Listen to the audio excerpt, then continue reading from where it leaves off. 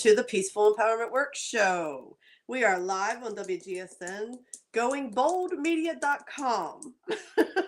I am your co-host, Judy Forder, and I am here with my co-host in peace, Miss Kris Burke. Hey, everybody. Before we get started, if you enjoy the content that we're putting out and you would like to support us in sharing it with the masses, please like, comment, share, and subscribe. Yeah. Today's topic, or do we need to go to the comment? Well, I actually thought like we could talk about comments, but I don't think we need to. Okay. All right. People understand that we love comments. Comment. All right. Today's topic is how we think about approaching life is dead wrong. Which I have to giggle every time I say it, because we always say in here, there is no right or wrong. But you know what? We're challenging this one right here. We are. This is bold. So it's very fitting that we're now on the Going Bold network, right? And we're going to be bold, and we're going to say how we think about approaching life is dead wrong. That's a pretty bold statement. Mm-hmm. Yeah. Very. So what the heck do we mean by that? Bottom line,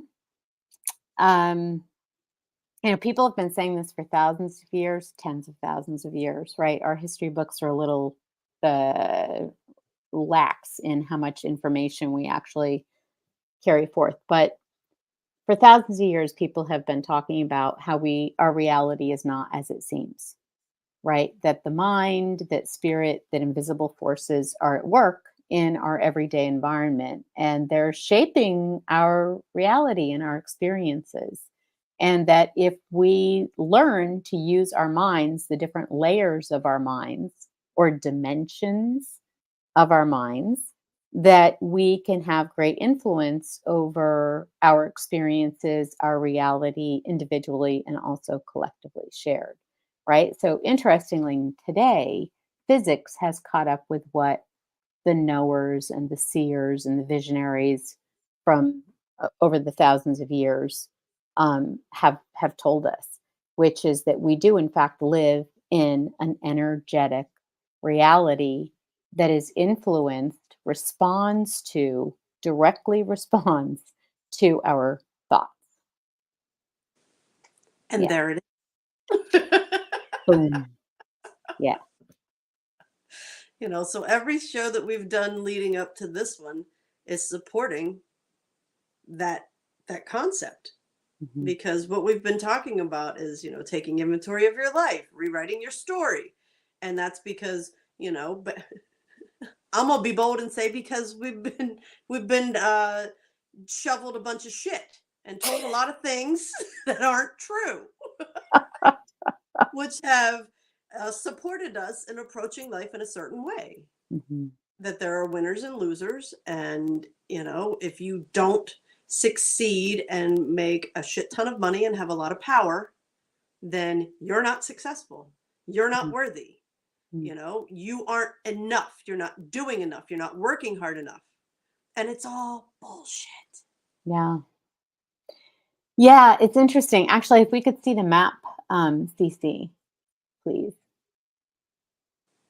It's interesting because, thank you, when people talk about multidimensional, maybe you've heard about it, maybe you haven't, but we have multidimensional levels of awareness right within our experience, available to all of us at any moment. We do actually experience these different dimensions. If we're looking at the world from our zone 1 or instincts level of consciousness, it's our lowest level of consciousness, at least that we're aware of. And, things look very black and white, very safe danger, because it's all focused on the survival, the perpetuation of the physical body, right? We want to keep the instincts are about keeping the body alive. That's what they do. So they're constantly scanning for danger to alert you to it, so you can take immediate unconscious action that happens so quickly and automatically that it's fast enough to get out of the way of, an unexpected attack or a speeding bus or a falling chunk of ice or, whatever those things are that come into our world. At the second level, multidimensional second dimension, right, would be zone 2, where we're in intellect. And those of us who think, who use our intellect a lot to figure things out, um, can often be under the impression that our intellect is, in fact, running the world, and it's as high as our intellect go, or as high as our intelligence goes, right? But of course, we know it is not. What do we have that comes on in zone 3, Judy? Our intuition. That's when we start to question and get curious and think, is there something more to this crazy thing we call life? Hmm. Yes, I dare to say there is. Well, let me explore that. Let me Wow. experiment. Let me try some things out. Let me get more curious about why I believe what I do and why I live the way I live. Hmm. What is my belief system? Do I still believe that to be true? And in this world of zone 3 intuition, does somebody have to lose in order for me to win? Right.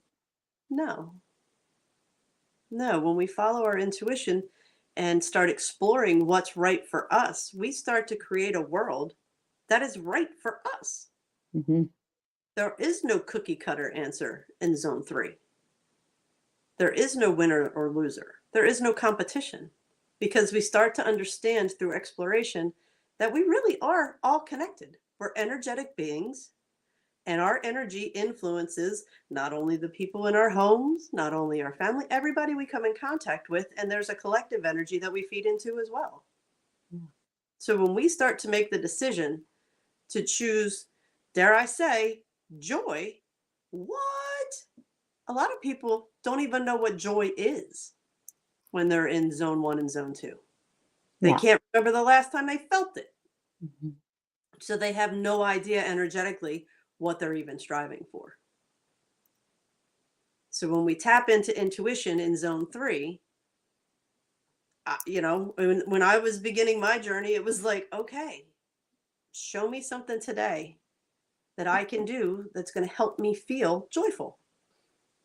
Because I'm surrounded by love and a beautiful daughter and all these things that I should be feeling happy about, but I wasn't because I was comfortably numb.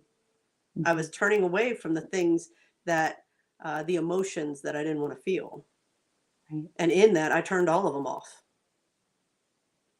So when I hit and started tapping into my intuition, I asked, show me, guide me, show me something to do today that's going to light me up. Hmm. Because I didn't know. I knew what society told me I should be happy about and what joy should look like, but I didn't know what it felt like for me. Right. Right. And so important when you get to zone 3 is when you start you're interacting at the multi-dimensional level of the human experience. So now this is like all of the learning, all of the experience of humanity is available at this level of consciousness, right? So it's where we all end up discovering the same things. There are a million different routes to the same information, which is that when ego is running the show, the little devil on the shoulder, right? Or there's the bad wolf and the good wolf, or whatever symbols we use.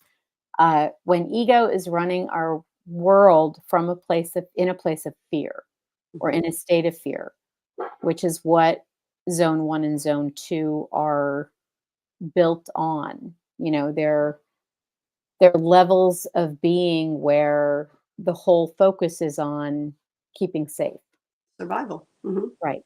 Mhm. So if your whole state of being is focused on staying safe, you're constantly going to be tuned to those things that are not safe. When you come over into zone 3, you start asking, is there anything else than being afraid all the time until I die? Yeah. Because that seems kind of sad and pointless, maybe, right?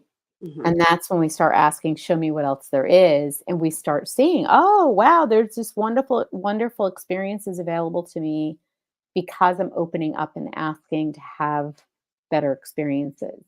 But I'm focusing on the possibilities and the potential instead of what I think the problems are, Mhm. right? Yeah, you start to focus on within that realm of curiosity, like I said, I started to experience and see things and do things that lit me up. Yeah. So I focused more on, okay, how can I do more of that? How can more of that show up in my life? Yeah. And, you know, um, I didn't focus so much on all of this stuff that caused me pain. I wasn't hiding from it anymore. I wasn't numbing myself out to it. It was there. But I chose to shift my focus to, okay, how do I get more of this Yeah. in my life? And the more I focused on what I wanted and not what I was running from or trying to be numb from, the more it was able to show up. Yes. Yes, and that's such a perfect segue into, this invitation to pick one thing. Like one thing that in your life that isn't working. And really, this is a process to help you to get away from thinking that the problem is you. The problem is never you. The problem is the energy that we're in when we're thinking about a problem. When we're thinking about a situation, if we're an instinct, we're going to experience shame, guilt, apathy, grief, fear, right? Because that's what's available to us when we're in that energy at that energy level.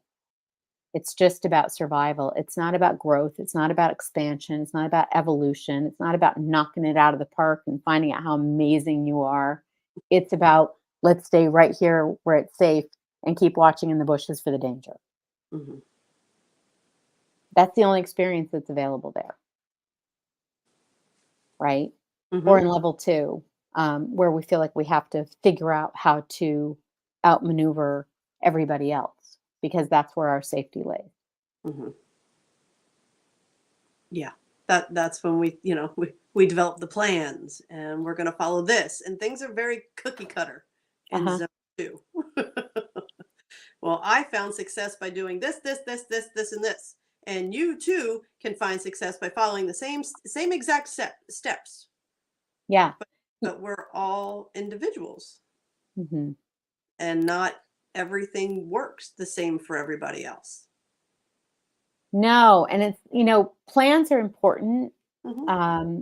but plans are kind of what you do inside of the vision. It's like once you set your intention, you can make a plan on how you're going to get from here to here. I'm going to do these steps, but to take somebody else's steps before you've gone through the part of deciding what it is your intention is, like getting really clear on your own intention, and you're just like, oh yeah, I want that too. I'll follow their steps.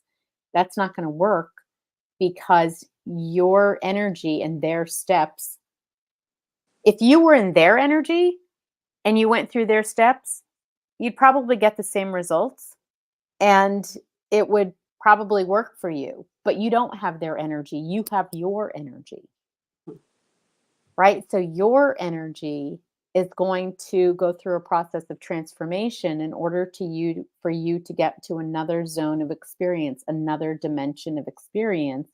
Your energy is going to have to transform, and it won't transform in the same way that somebody else's did. Right.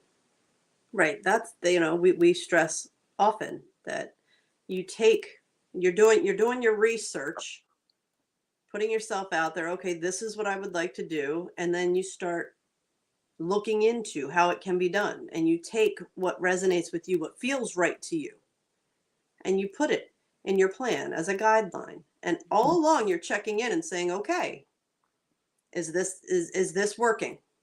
And if it's not working, okay, what do I need to do that does work? Mhm. So it's not about having a cookie cutter plan. It's about having some guidelines and then always checking in with yourself and asking, okay, is it working? Yeah. Or are we moving forward in a manner that we would like to? And if not, okay, what is it I need to do? What is it? Show me. What is it I need to do? What's my next right step for me? Yeah. And the process that Judy is describing is so much about putting ourselves in zone 3. Hmm. Right? We're getting to that, see that up on the cliff I can see now, right? I have a bird's eye view. So we're taking ourselves out of the maze, out of the little house where we know how everything is, the little box, right, that we grew up in, the mental construct. we're taking ourselves out of that and going up here and saying, okay, here's some of the things that people are doing. Which of these things feels right for me, given what I can see and given where I am right now? Yeah. Yeah. Zone 3 is where I realized that I don't have all the answers and I should never expect myself to have all the answers. And Yeah. once I did that, let myself off of that hook, I do not hesitate to Right. ask for guidance. I Yeah. do not hesitate to say, "Wow, I don't know how to do that. Can you show me?" Right. Right. There's no more shame or guilt thinking, "Well, you should know that." Ex- Mm-mm. No. Yeah. Yeah. Exactly. I heard a couple of Harvard MBAs in a meeting. We were all young, and somebody asked them a question. It was like the client asked them a question, and the guys were like, "I don't know. They didn't teach us that at Harvard." And they were so like nonchalant about it. And it was interesting because in my experience, like you couldn't tell the client that you didn't know. I was really young, but it was you were supposed to. I grew up in an environment of people pleasing, right? Because that's what the zone one, zone two energy is kind of about. And so like you're people pleasing because you want people to accept you and keep you in their group, because getting kicked out of the group is the scariest thing that could happen in terms of survival on a genetic level. It's programmed into our genes. If the Mhm. group kicks you out, you're dead, kid. I mean, Mm. that goes back for tens of thousands of years. So our desire to be liked and accepted by whatever group we're in is very strong. Mhm. Yeah, that like I said in college, they taught us when we interview for a teaching job, if they ask you to coach something and you have never ever coached it before, you say absolutely, and then you figure out how to do it later. Right, Mhm. right, So, you know, exactly. if you don't know, lie about it and then figure it out later. Yeah, yeah. Which, will get you, it will open some doors for you. Because I know there were times when, I said, yeah, I can do that for you. And I did. I went and figured out how to do it and it worked out, but it was a terrible experience. And I always kind of wished that I had met a mentor or people that I could say, will you show me how to do this? Mhm. Instead of figuring everything out by myself, which I found incredibly stressful. And often enough, you're doing the hard you're making it harder on yourself than it has to be because you don't know what you don't know. Mm-mm. No, and then when you say, "Yeah, I can do that," it's that added pressure of, "Oh my god, I lied. Yes, Mhm. I can figure it out, but I can't figure this out fast enough. There's nobody to help me."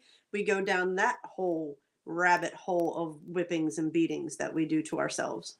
Absolutely. And it happens all the time because a lot of people lie to get jobs.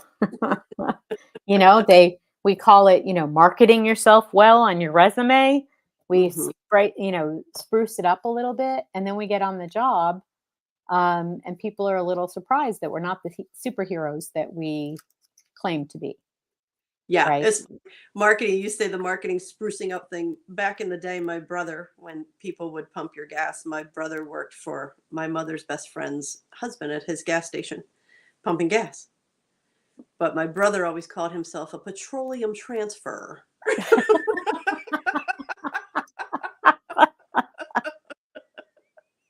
Excellent.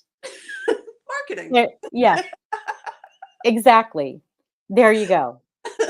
And we think we're doing ourselves favors because we'll get, more responsibility and potentially more money, Mm, a better job. The thing is that a lot of times we end up in over our heads. yeah, And, so then we end up trying to defend ourselves and to cover up the fact that we don't really know what we're doing. And we start pointing fingers and blaming other people. And what we thought was a step up actually turns out to be just a really bad swamp to be stuck in until we get ourselves out. yeah, and it's not good for anyone involved. Mm-mm. It's not good for you. It's not good for the people that hired you. It's not good. No. No, we seem to have this thing, it's coming up now, but in zone two, people like to be overwhelmed. because they like to be busy. That's like, oh, I'm so busy. I'm so incredibly busy. Look how important I am because I'm so busy and so overwhelmed. And when you're living from zone 3 and zone 4, and you see the people in zone 2, you realize that you know, they're doing a lot. And oh, and I should say, I was a zone 2 person. So I'm a recovering zone 2er. I spent a lot of my career in zone 2. So I feel like I can say this now. Um, when I see people in zone 2 now, I realize that, they're doing it to themselves and it's so obvious and they're making it harder on everybody else. And for people in zone 3 and 4, they can see that. Like, all you have to do is say, this is too much for me. Can you take this? But Mhm. why don't they want to have people help them with parts of it? Because they want the control, because Yeah. they want to say, I'm doing it, because they want to be, the guy or the girl or the gal or or the whatever. They want to be the person. Mhm. They want to be that important hub that everybody has to go through because they perceive that to put them in a place of respect and power and all of those things. But when you're overwhelmed, people who are operating from zone 3 and 4 are they're getting their work done, they're doing a great job, people like interacting with them. They're not a problem for anybody, they create a peaceful environment, which is noticed. Mhm. So when you get there, you're like, oh, you think when you're in zone 2 and you're running around like a chicken with your head cut off, everyone's going, wow, look at that person go. But only the people in zone 1 who can't get the engine going. Mhm. Yeah. Just doing things around the house. We have my girlfriend's moving in and things like that. So I've been doing a lot. And at first, it was that very speedy. I have to hurry up. I only have this window. I have blah blah blah blah blah, and I would barely get anything done. And I was like, this just isn't working. Mhm. This ain't working. So, I started doing chunks of time. I Yeah. have 2 hours. I have 3 hours. Let's see what I can get done. And it wasn't hustle, hustle, hustle all around. It was take your time, go through Mhm. these things, find a place for it. And in that, I got so much more done by taking a breath Yeah. and not holding an expectation on myself. Yeah. That, I mean, quite frankly, I'm amazed with how much has been done in this house in the past 3 weeks. Mhm. There you go. And it gave me a clearer mind in things that I could keep and things that I didn't need to hold on to anymore, Yes. which everybody knows energetically. It's really good to get rid of old things that carry old energy and Mhm. take you back to a place that maybe wasn't so nice. Yeah, And I did a lot absolutely. of clearing those things out. So, it really, when I slowed down, it allowed me to, I feel like, open my heart and let things go that Yeah. I have needed to let go for quite some time now. Yeah, and, as you said that, when we slow down, it allows us to speed up. Hmm. Yes, as crazy as that sounds, I absolutely agree. Yes. I am able to do so much more now than I ever was before, and I'm never rushing. Mm-mm. I shouldn't say never rushing. I mean, there might be a time when I'm like, "Oh, I have to get home to feed the dog," and I'm like a animal person, so maybe I rush a little then. But really, it's a very methodical, take the time it takes to do the thing that needs to be done so that you do it one time. Hmm. And I realized when I was in zone 1, anytime that I was really suffering with anxiety or depression, um, and those, those energies, then I would do things like I was doing just the minimum to get through the day. So nothing was ever done. Hmm. It's like every day I was running the same loop and I was never making any progress. And then when you get to zone 2, it's like, okay, I'm really going to get everything taken care of. But you focus on this area, you attack it, and you get it just perfect. And then you move on to the second area, and then the third area, and then you come back, and the first one's all fallen down again, Hmm. right? Because you're not creating a sustainable way of life. You're trying to fix parts of your life that you perceive to be broken. Yeah. It's funny when you were saying zone 1, I was seeing the treadmill in zone 1. And then, okay, we're off the treadmill, but we're in the maze and we're Yeah. just putting band-aids everywhere. Okay. All right. We got that. We cleared that path. We cleared that path. Band-aids, band-aids, band-aids. And by the time you circle back around, the band-aids have fallen off. Yes. Yes, that is so perfect Yeah. because we're not thinking holistically. Mm-mm. We're not thinking about how do I create a path through my day that supports and sustains and delights me. Mhm. We're just thinking about some aspect of our life, some situation in our outside world, and we're looking at it and we're saying, "Oh, I need to fix that." And we attack it and think we're fixing it. But how did it get that way to begin with? Mhm. Right? It was because we didn't have that sustainable flow through our day because we were running around like a chicken with our heads cut off. Um, just dealing with the thing that happened to be front of mind at the moment. Checking boxes. That's what we're running around, checking boxes. Check, check, check, check. Yeah. Yeah.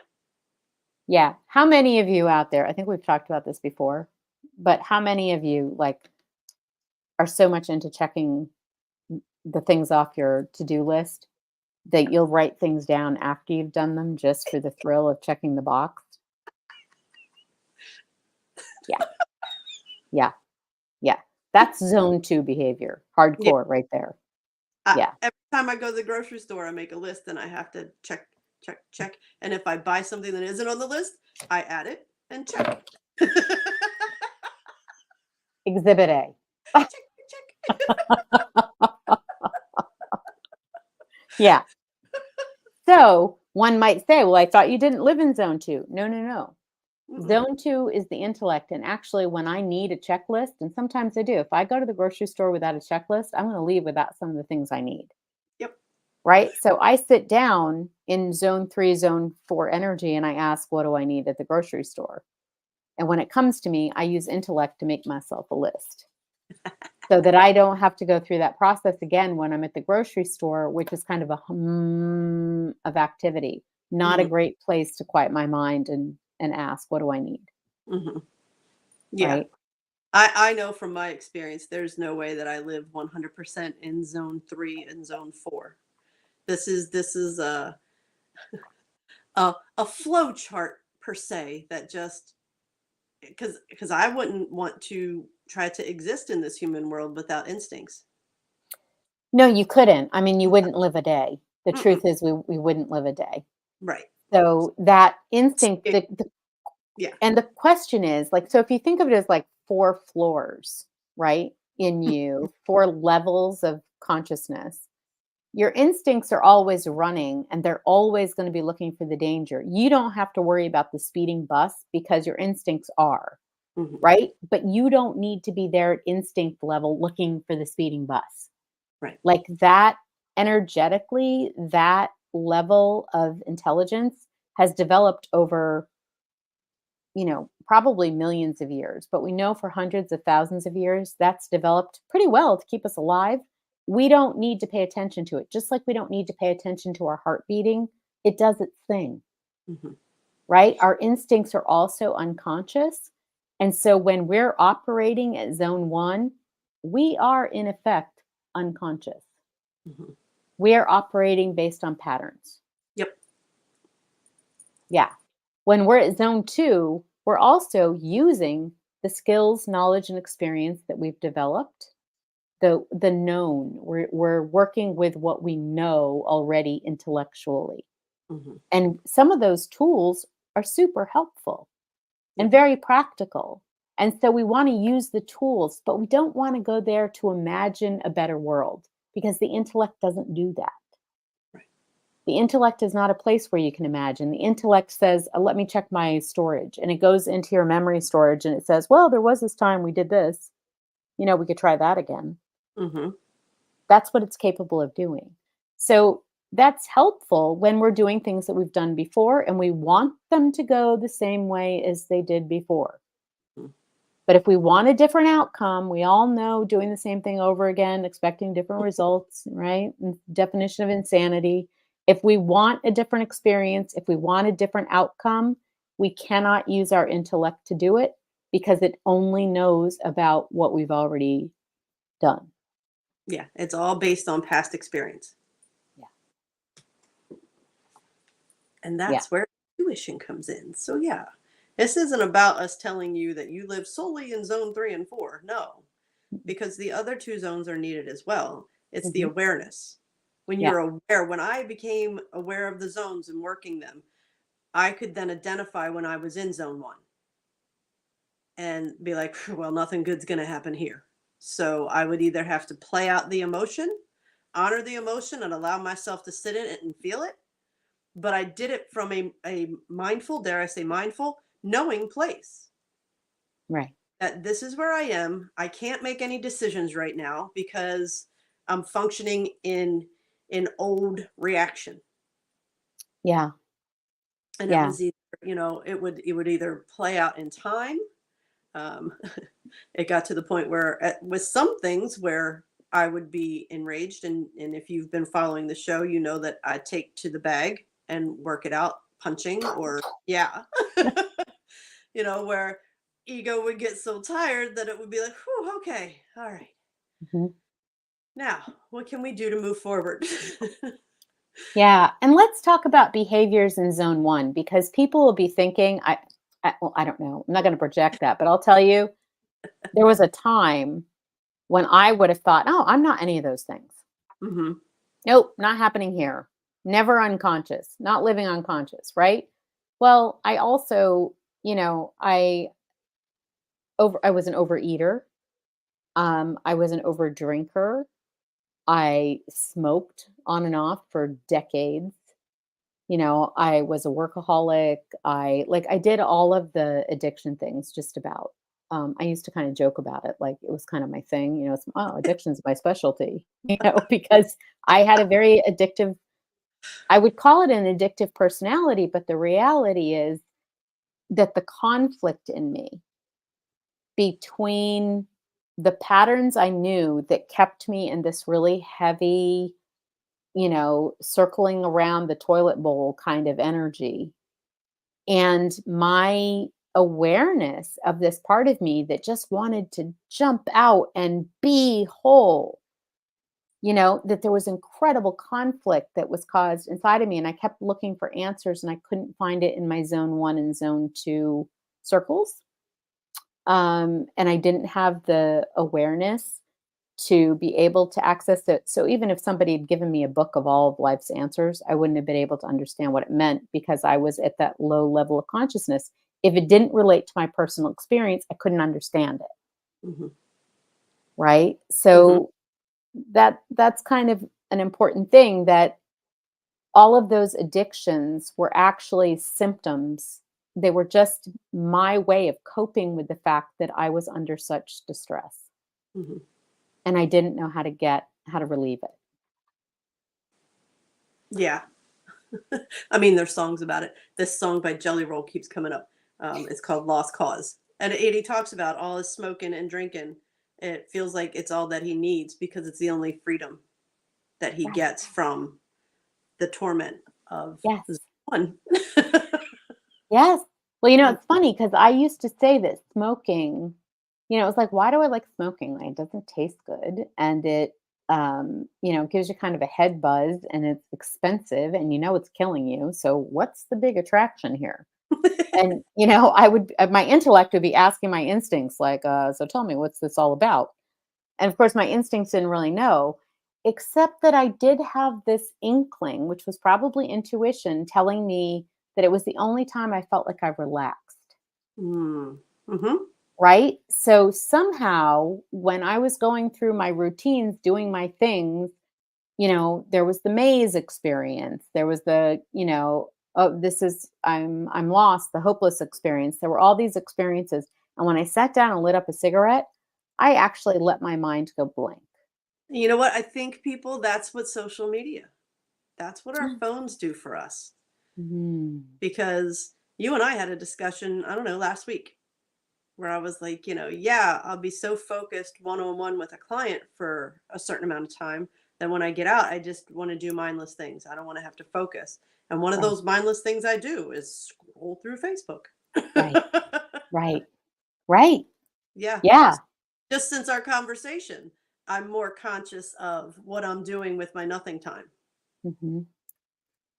I've picked up a book and started reading about esoteric healing, which is hilarious because I don't really understand all of it, but I'm confident and trusting that the information's getting in there. So It it is, because you've been sharing amazing things with me.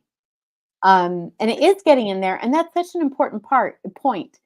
It takes such courage to explore and experiment and say, I'm going to try something different. And you're reading something and you're going, this feels a little bit over my head, which happens to me all the time. Most of the books I read, I'm like, I don't know, 20% of it's a little bit over my head. I don't get upset about it.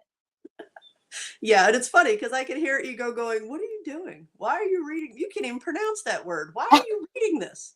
Just like, no, I'm trying something new.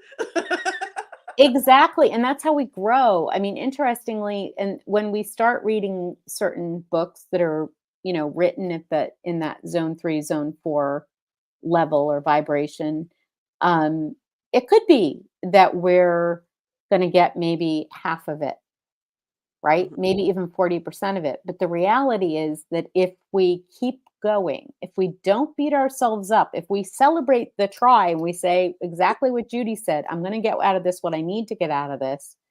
You go back and you read that a year later or 2 years later, and you'll be like, oh my gosh, I completely get this now.